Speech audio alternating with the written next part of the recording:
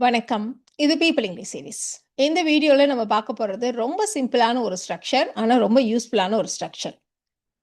இந்த ஸ்ட்ரக்சர நாம ஜெனரலா டைம் எவ்வளோ ஆகும், எவ்வளோ ஆனது அப்படி சொல்றதுக்கு பேசிக்கா நெறைய பேர் இத யூஸ் பண்ணுவோம்.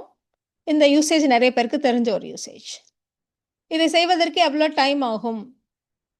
இதை செய்வதற்கு எனக்கு 1 மணி நேரம் ஆனது. இதை செய்வதற்கு எனக்கு 3 நாள் ஆகும். இந்த மாரிலாம் நம்ம சொல்றதுக்கு இத யூஸ் பண்ணுவோம். ஆனா, வெறுமனே டைம் சொல்றதுக்கு மட்டும் இல்லாம, இதை செய்வதற்கு இவ்வளோ பணம் ஆகும், இவ்வளோ செலவாகும், இவ்வளோ செலவானது அப்படி சொல்றதுக்கும் இந்த ஸ்ட்ரக்சர யூஸ் பண்ணுவோம். அதே மாதிரி ஒரு விஷயத்தை செய்வதற்கு நெறைய பயிற்சி தேவை, பணம் தேவை, பொறுமை தேவை. இந்த மாரி சொல்றதுக்கும் இந்த ஸ்ட்ரக்சர நம்ம யூஸ் பண்ணுவோம். இப்ப நம்ம தேவை அப்படின்ற வார்த்தைய பார்த்தோனயுமே, நாம என்ன செய்வோம் அப்படின்னா, "வி நீட்" அப்படின்னு நம்ம ஸ்டார்ட் பண்ணுவோம். அஃப்கோர்ஸ் இந்த சென்டென்ஸ் பாருங்க. குழந்தைகளுக்கு கற்பிப்பதற்கு நிறைய பயிற்சி தேவை. நிறைய பொறுமை தேவை. இப்படி ஒரு சென்டென்ஸ் இருக்குன்னு வச்சுக்கோங்களேன். இதுல நமக்கு தேவைன்று சப்ஜெக்ட் எதுவும் இல்ல. ஆனாலும் நாம இத "வி நீட்" அப்படின்னு தான் நம்ம ஸ்டார்ட் பண்ணுவோம். அப்படி இல்லன்னா நம்ம என்ன செய்வோம்னா, இத பாசிவ் வாய்ஸ்ல சொல்ல ட்ரை பண்ணுவோம். ஆனா இத நேட்டிவ் ஸ்பீக்கர்ஸ் எப்படி சொல்லுவாங்க? இதுக்காக நம்ம யூஸ் பண்ண போற ஸ்ட்ரக்சர் "இட் டேக்ஸ்". அஃப்கோர்ஸ் ஜென்ரலா ஒரு விஷயத்த சிம்பிள் பிரசன்ட் டென்ஸ்ல சொல்றதுக்கு நம்ம "இட் டேக்ஸ்ன்னு" ஸ்டார்ட் பண்ணுவோம். ஃபியூச்சர்ல இவ்ளோ டைம் ஆகும், இவ்ளோ பணம் செலவாகும், இதற்கு பயிற்சி தேவைப்படும், அந்த மாரிலாம் சொல்றதா இருந்தா, "இட் வில் டேக்". பாஸ்ட்ல இவ்ளோ டைம் ஆனது, இவ்ளோ பணம் செலவானது, இதற்காக எனக்கு இந்த பயிற்சி தேவைப்பட்டது, அப்படியெல்லாம் சொல்றதா இருந்தா, "இட் டுக்" அப்படி நம்ம சொல்லுவோம். ஸோ இந்த டேக்குன்ற வார்த்தைய நீங்க டென்ஸுக்கு ஏத்த மாரி யூஸ் பண்ணிக்கோங்க. இப்போ இதோடைய முழுமையான சென்டென்ஸ் ஸ்ட்ரக்சர் எப்படி இருக்கும் அப்படின்னா, இட் சொன்ன மாதிரி டேக்க நீங்க டென்ஸுக்கு ஏத்த மாரி சூஸ் பண்ணிக்கோங்க. என்ன தேவை? எவ்வளவு பணம் ஆனது? எவ்வளவு டைம் ஆனது? அந்த சம்திங் அப்படின்றத நம்ம இந்த இடத்துல டைமா, மணியா, இல்ல வேற ஏதாவது குவாலிட்டியா அத நம்ம இந்த இடத்துல போட்டுக்க போறோம். எதை செய்வதற்கு அப்படின்ற டூ பிளஸ் வெர்ப். இதுதான் ஸ்ட்ரக்சர். ரொம்ப சிம்பிளான ஸ்ட்ரக்சர். நீங்க எக்ஸாம்பிள்ஸ் பார்க்குறப்போ ரொம்ப சிம்பிளா இத நீங்க வந்து இந்த சென்டென்ஸஸ நீங்க ஃப்ரேம் பண்ணிட முடியும். இப்போ பேசிக்கா நம்ம டைம் அண்ட் மணிலேருந்து ஸ்டார்ட் பண்ணுவோம். அப்புறம் நம்ம வந்து இந்த குவாலிட்டீஸ்க்கான சென்டென்ஸஸையும் நம்ம ஃப்ரேம் பண்ணலாம். இப்போ ஒரு எக்ஸாம்பிள்க்கு ஒரு முட்டையை வேக வைக்க 8 நிமிஷங்கள் ஆகும் அப்படின்னு நம்ம சொல்றோம். இது ஒரு ஜென்ரலான ஃபேக்ட் இல்லையா? ஜென்ரலா ஒரு 8 நிமிஷம் ஆகும் அப்படின்னு நம்ம சொல்றோம். அதே மாரி இந்த சென்டென்ஸ் பாருங்க. ஒரு முட்டையை வேக வைக்க 8 நிமிடங்கள் ஆகும்னு சொன்னாலும் சரி, ஒரு முட்டை வேக 8 நிமிஷங்கள் ஆகும் அப்படி சொன்னாலும் சரி, 2ம் ஒண்ணு தான் நம்ம இங்கிலீஷ பொறுத்தவரைக்கும். ஸோ ஜென்ரலான விஷயம்ன்றனால நம்ம பிரசன்ட் டென்ஸ்ன்னு சொன்னோம். It takes something to work இப்படி நம்ம போட போறோம். இப்ப இந்த இடத்துல பாருங்க, எவ்வளவு டைம் ஆகும்ங்கிறத அந்த இடத்துல இந்த சம்திங் பதிலா போடணும். அப்ப இட் டேக்ஸ் எவ்வளோ நேரம்? 8 நிமிஷங்கள். 8 மினிட்ஸ். அப்ப இட் டேக்ஸ் 8 மினிட்ஸ். எதுக்கு? டூ வெர்ப் என்ன? வேக வைக்க, பாயில் பண்ண. அப்போ it takes 8 minutes to boil an egg. It takes 8 minutes to boil an egg. அவ்வளோதான். எவ்வளோ சிம்பிள் இல்லையா? என்னோட ஸ்கூலுக்கு போறதுக்கு 20 மினிட்ஸ் ஆகும். ஜென்ரலா நான் போறதுக்கு இங்கேருந்து ஸ்கூலுக்கு போய் ரீச் ஆகுறதுக்கு எனக்கு 20 மினிட்ஸ் ஆகும். இது ஜென்ரலான விஷயம். அகைன் நம்ம சிம்பிள் பிரசன்ட் டென்ஸ்ல தான் சொல்லப் போறோம். ஸோ இட் டேக்ஸ் எவ்வளோ time? 20 minutes. It takes 20 minutes எதுக்கு? ஸ்கூலை சென்றடைய. To reach my school. It takes 20 minutes to reach my school. அவ்வளோதான். It takes 20 minutes to reach my school. இப்ப பாஸ்ட் டென்ஸ்ல ஒண்ணு சொல்லிடலாம். இந்த பார்சல் டெலிவரி ஆகுறதுக்கு கிட்டத்தட்ட 3 நாள் ஆனுச்சு. ஸோ பார்சல் டெலிவரி ஆக அப்படி சொன்னாலும் சரி, பார்சலை டெலிவரி செய்ய சுமார் கிட்டத்தட்ட 3 நாட்கள் ஆனது. ஆனது பாஸ்ட் டென்ஸ். அப்போ இட் டுக். இட் டுக் இந்த இடத்துல நம்ம என்ன சொல்லப் போறோம்? டைம் தான் சொல்லப் போறோம். டைமா, மணியா, குவாலிட்டியா? இந்த இடத்துல டைம். என்ன?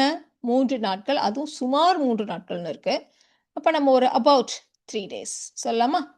அப்போ அரவுண்ட் 3 டேஸ் அப்படின்னு நீங்க சொல்லலாம். அபவுட் 3 டேஸ் இல்ல அரவுண்ட் 3 டேஸ் 2மே நம்ம சொல்லலாம். So it took about 3 days. எதுக்கு? டெலிவரி செய்வதற்கு. To deliver the package. It took about 3 days to deliver the package. It took about 3 days to deliver the package. எவ்வளோ சிம்பிளா இருக்கு இல்லையா? அந்த ஸ்ட்ரக்சர். நீங்க நெறைய சென்டென்சஸ் இத வச்சு நீங்க ஃப்ரேம் பண்ணலாம். இப்போ நீங்க ஒரு கார சர்வீஸ் விட போறீங்க. நெறைய கார் இருக்கு சார். இந்த கார சரி பண்ண 2 நாட்கள் ஆகும். அப்படின்னு நம்ம சொல்லப் போறோம். இதை சரி செய்ய எனக்கு 2 நாட்கள் தேவைப்படும் அப்படிலாம் அவர் சொல்லல. காரை சரி செய்ய 2 நாட்கள் ஆகும் அவ்வளோதான். அப்போ ஐ நீட், வி நீட் எல்லாம் இல்லை. நம்ம ஆகும் அப்படின்றத இட் வில் டேக் அப்படி வச்சு தான் நம்ம சொல்ல போகிறோம். இட் வில் டேக் இந்த இடத்துல என்னது டைம் தான் 2 days. It will take 2 days to fix the car. சரி செய்யனா நம்ம வந்து பொதுவாக இங்கிலீஷில் ரிப்பேர்ன்ற வார்த்தையை விட ஃபிக்ஸ் அப்படின்ற வார்த்தையை தான் யூஸ் பண்ணுவாங்க. So it will take 2 days to fix the car. அவ்வளோதான். இப்போ சில கொஷின்ஸ் கூட இதை வச்சு நம்ம ஃபஸ்ட்டு ஃப்ரேம் பண்ணிடலாம். இந்த வேலையை முடிக்க எவ்வளவு நேரம் ஆகும் அப்படின்னு நம்ம கேட்கணும். ஃபியூச்சரில் எவ்வளவு நேரம் ஆகும்னு இருக்கிறதுனால நம்ம ஃபர்ஸ்ட் அஃப்கோர்ஸ் எவ்வளவு நேரம் அப்படின்னா ஹவு லாங் அப்படின்னு ஸ்டார்ட் பண்ணுங்க. ஸோ ஹவு லாங் இந்த இடத்துல ஃபியூச்சர்ன்றதுனால இட் வில் டேக் நம்ம ஜெனரலாக சொல்லிட்டு இருந்தோம் இல்லையா, அந்த கொஷன்ன்றதுனால இட் வில் இட் டேக் அப்படின்னு நம்ம சேஞ்ச் பண்ணிக்கணும். அப்போ how long will it take எதுக்கு இந்த வேலையை முடிக்க, to finish this work. How long will it take to finish this work. இப்போ இதே நீங்கள் பாஸ்ட் டென்ஸில் கேட்கணும்னு வச்சுக்கோங்களேன், இந்த வேலையை முடிக்க உங்களுக்கு எவ்வளவு நேரம் ஆனது அப்படின்னு கேட்கணுமானா அப்போ நம்ம வில் இட் டேக் பதிலாக டிட் இட் டேக் அப்படின்னு நம்ம சொல்லணும். How long did it take to finish this work. நீங்கள் இந்த சென்டென்ஸ்லாம் கவனிக்கலாம், ஜென்ரலானதாக இருக்குது இந்த சென்டென்சஸ்லாம். நம்ம வந்து சப்ஜெக்டை பற்றி பேசவே இல்லை. அவனுக்கு எவ்வளோ நேரம் ஆனது, உனக்கு எவ்வளோ நேரம் ஆனது, இந்த மாதிரிலாம் நம்ம சொல்லவே இல்லை. எல்லாத்துலேயுமே நம்ம இட் டேக்குன்னு தான் வச்சு சொல்கிறோம். இங்கே ஒருவேளை அவனுக்கு எவ்வளோ நேரம் ஆனதுன்னு நம்ம கேட்கணுமானா இந்த இட்டுக்கு பதிலாக ஹீன்னு போட்டுக்கோங்க. உனக்கு எவ்வளோ டைம் ஆனது அப்படின்னா யூ போட்டுக்கோங்க, டிட் யூ டேக் அப்படின்னு சொல்லிடுங்க. அவ்வளோதான். ஸோ நம்ம வந்து ஜென்ரலாகவே இந்த சென்டென்சஸை சொல்லுவோம். So how long did it take to finish this work.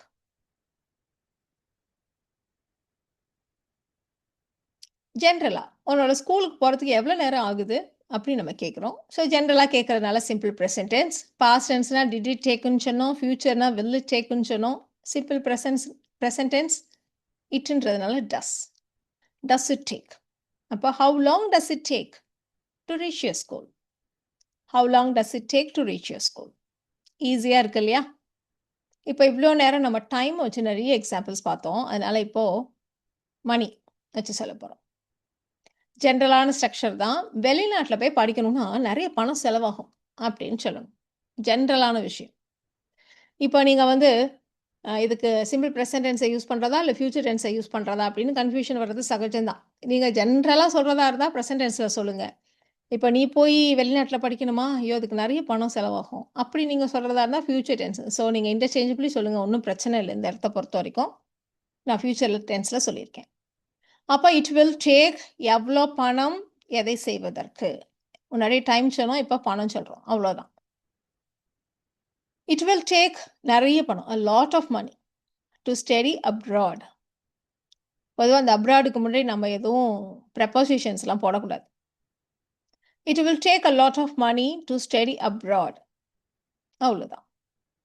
Renovate பண்ண எவ்வளவு செலவு ஆனது, வீட்டை நீங்கள் ரெனோவேட் பண்ணீங்களே அதுக்கு எவ்வளோ செலவு ஆனது அப்படின்னு பாஸ்ட் டென்ஸில் கேட்குறோம். கொஷன் என்ன சொன்னோம், டிட் இட் டேக் பாஸ்ட் டென்ஸ்னா, ஃபியூச்சர்னா will it take, simple present டென்ஸ்னா டஸ் இட் டேக் அப்படி நம்ம சொல்லிட்டு இருந்தோம் இல்லையா? இதுக்கு முன்னாடி டைமை பற்றி பேசுகிறப்போ ஹவு லாங் அப்படின்னு ஸ்டார்ட் பண்ணோம். இப்போ பணம் இல்லையா, அப்போ ஹவு மச் எவ்வளவு அப்படிங்கிறதுக்கு நம்ம இந்த இடத்துல ஹவு மச். ஸோ இந்த இடத்துல பாஸ்ட் டென்ஸ் இல்லையா, அதனால how much did it take. எதுக்கு, வீட்டை புதுப்பிக்க, to renovate the house. How much did it take to renovate the house. வீட்டை புதுப்பிக்க எவ்வளோ செலவு ஆனது அப்படி கேட்கறதுக்கு. இப்போ இதுக்கு நம்ம பதில் சொல்கிறோம், அது வீட்டை புதுப்பிக்க நிறைய பணம், அதிகமான பணம் செலவானது அப்படின்னு நம்ம சொல்லணும். அப்போ இட் டுக் பணம் எவ்வளோன்றதை சொல்லணும். It took a huge amount of money to renovate the house. இப்போ இதை வந்து நம்ம மற்ற ஸ்ட்ரக்சர் கூட சேர்த்து சொல்லலாம். அதுக்காக ஒரு இஃப் கூட வச்சு நம்ம சொல்லலாம். நம்ம இதை முன்னாடியே புக் பண்ணால், ஏர்லியராக நம்ம புக் பண்ணால் கொஞ்சம் பணம் தான் ஆகும், கொஞ்சம் பணம் தான் செலவாகும், இப்படி நம்ம சொல்ல போகிறோம். ஸோ நான் முன்பதிவு செய்தால், if you book early, if you book early it will take less money, it will take less money if you book early, இப்படியெல்லாம் கூட நம்ம சொல்லலாம். இப்போது பணம் பற்றி சொல்லியாச்சு. இப்போ அடுத்தது மற்ற குவாலிட்டிஸ். பணத்துக்கும் டைமுக்கும் மட்டும் நம்ம ஆகும் அப்படிங்கிற வார்த்தையை ஜென்ரலாக தமிழில் யூஸ் பண்ணுவோம். மற்ற இடத்துலலாம் நம்ம ஆகும், பணம் ஒரு பொறுமை ஆகும் அப்படிலாம் நம்ம சொல்ல முடியாது இல்லையா? ஸோ அதனால பொறுமை தேவை அப்படி தான் நம்ம தமிழில் இதை வந்து சொல்ல முடியும். பட் இங்கிலீஷில் வந்து எல்லாத்துக்கும் ஒரே அர்த்தம் தான் அவங்கள பொறுத்தவரையும். இதுக்கு இவ்வளோ டைம் தேவைப்படும், இதுக்கு இவ்வளோ பணம் தேவைப்படும், இல்லை இவ்வளோ தேவைப்பட்டது, இதுக்கு பொறுமை தேவைப்படும். இந்த மாதிரி ஸ்டைலில் தான் அவங்க ஒரே ஸ்டைலில் எல்லாத்தையும் சொல்லிட்டு இருக்காங்க. ஸோ சிறு குழந்தைகளுக்கு கற்பிக்க மிகுந்த பொறுமை, ரொம்ப பொறுமை தேவை அப்படின்னு நம்ம சொல்லணும். இப்போ இது வந்து நீங்க சொல்ற மாதிரி சிம்பிள் பிரசன்ட் டென்ஸ்ல, ஃபியூச்சர் டென்ஸ்ல எப்படி வேணா சொல்லுங்க. இது வந்து ஒரு ஜென்ரலான விஷயம் அப்படின்னா சிம்பிள் பிரசன்ட் டென்ஸ்ல சொல்லுங்க. இல்ல ஒருத்தவங்களுக்கு ஒரு அட்வைஸ் பண்றோம். ஒரு டீச்சர் ஆகப் போறாங்க அப்படின்னா, "அப்படியா நீ டீச்சர் ஆகப் போறியா? சின்ன குழந்தைங்களுக்கு டீச் பண்ணணும்னா உனக்கு நிறைய பேஷன்ஸ் தேவைப்படும்." அந்த மாதிரி நீங்க சொல்றதா இருந்தா நம்ம வந்து ஃபியூச்சர் டென்ஸ்ல சொல்லுவோம். இப்போ இந்த இடத்துல நம்ம வந்து ஃபியூச்சர் டென்ஸ்ல வச்சு சொல்லியிருக்கோம். It will take. என்ன தேவை? நிறைய மிகுந்த பொறுமை. a lot of patience. எதுக்கு? to teach young children. இல்லைன்னா to teach kids. எப்படி வேணா சொல்லுங்க. It will take a lot of patience to teach kids. It will take a lot of patience to teach children. இந்த பசிலை தீக்கணும், solve பண்ணணும் அப்படின்னா அதுக்கு நல்ல ஒரு புத்திசாலித்தனம் தேவை அப்படின்னு நம்ம சொல்ல போறோம். ஸோ சிம்பிள் ப்ரெசன்ட் டென்ஸ்ல இதை சொல்லலாம். நீங்க வந்து ஃபியூச்சர் டென்ஸ்ல வேணாலும் சொல்லுங்க. It takes. It takes what? என்ன தேவை? புத்திசாலித்தனம், intelligence. It takes intelligence to solve this puzzle. இந்த புதிரை சால்வ் பண்றதுக்கு, to solve this puzzle. It takes intelligence to solve this puzzle. இப்போ இந்த ஸ்ட்ரக்சர் உங்களுக்கு ஆல்மோஸ்ட் புரிப்பட்டுச்சு இல்லையா? என்ன பண்ணிட்டு இருக்கோம் இந்த சென்டென்ஸ்லன்ட்டு. இப்போ இந்த எக்ஸாம்பிள் கூட பாருங்களேன். இப்போ நீங்க ஒரு க்ரௌடுக்கு முன்னாடி, ஒரு கூட்டத்துக்கு முன்னாடி, ஒரு ஆடியன்ஸ்க்கு முன்னாடி பேசுறதுக்கு என்ன தேவைப்படும்? அதில் ஒரு கரேஜ் தேவைப்படும் இல்லையா? இப்போ இதே சென்டென்ஸை நம்ம வந்து பாஸ்ட் டென்ஸ்ல சொல்ல போறோம். நீ போய் அந்த கூட்டத்துக்கு முன்னாடி பேசுனீங்க, எப்படி இருந்துச்சு? ஐயையோ! அந்த கூட்டத்துக்கு முன்னாடி பேசுறதுக்கு என்னோட ஒட்டுமொத்த தைரியத்தையும் வச்சு தான் நான் பேசினேன். அப்படி சொல்லுவோம் நம்ம இல்லையா? அதுதான் நம்ம சொல்றோம். கூட்டத்திற்கு முன் பேசுவதற்கு எனக்குள்ள இருந்த மொத்த தைரியமும் தேவைப்பட்டுச்சு. அப்படி நம்ம சொல்றோம். So it took all my courage. இதுக்காக என்னோட ஒட்டுமொத்த தைரியமும் தேவைப்பட்டுச்சு. It took all my courage. எதுக்கு? பேசுறதுக்கு. To speak in front of the crowd. இல்லை in front of the audience. எப்படி வேணா சொல்லுங்க.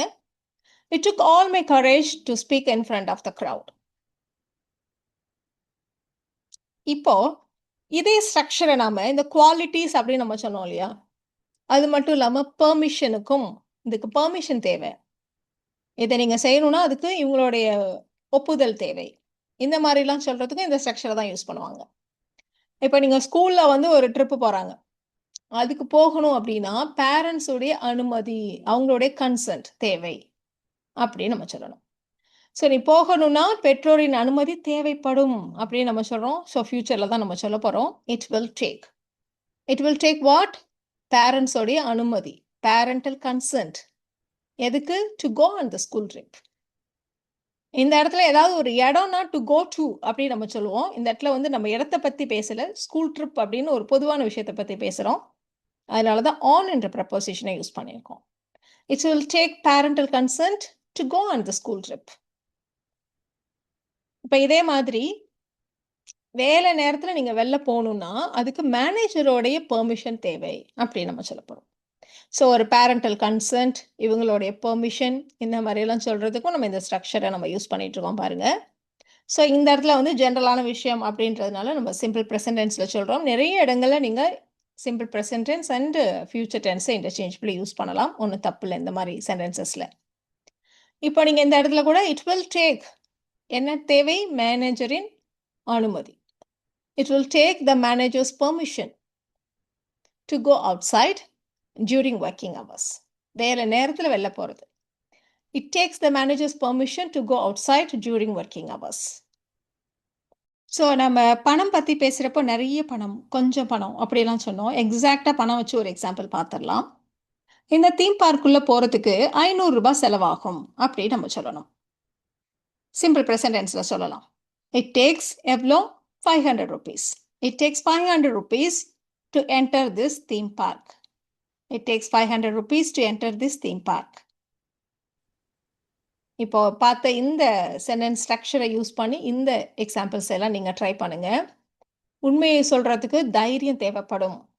நாம் எதிர்பார்த்ததை விட குறைவான பணமே செலவானது. நேற்று பீச்சுக்கு காரில் போகிறதுக்கு 2 மணி நேரம் ஆணுச்சு. நான் வழியில் ஏதோ சம் ஒர்க்கு இல்லை ஏதோ நடந்துச்சு, அதனால காரில் போகிறதுக்கு 2 hours ஆனது. மருத்துவமனை பில்லுக்கு என்னோட ஒட்டுமொத்த சேமிப்பும் செலவானுச்சு. ஒரு ப்ராஜெக்ட் நீங்க சக்சஸ்ஃபுல்லா முடிக்கணும்னா, அதுக்கு டீம் ஒர்க் தேவை. ஸோ இந்த சென்டென்சஸ நீங்க ட்ரை பண்ணுங்க. ஆஃப் கோர்ஸ் நீங்க வீடியோ பாஸ் பண்ணிட்டு ட்ரை பண்ணுங்க. அடுத்த ஸ்லைட்லயே உங்களுக்கான ஆன்சர்ஸ நீங்க செக் பண்ணிக்கலாம்.